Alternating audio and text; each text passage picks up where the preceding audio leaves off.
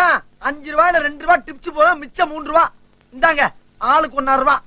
அப்பா வந்ததுக்கு ஒரு லாபம்.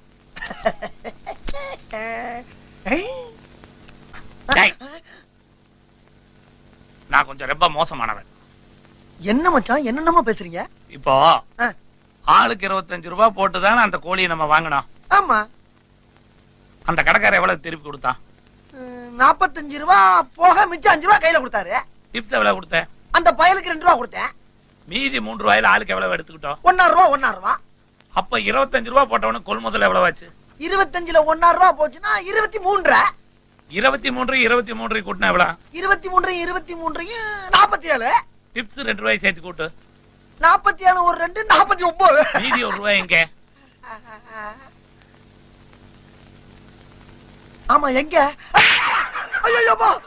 அம்மா கேக்குறியா எங்கன்னு? அம்மா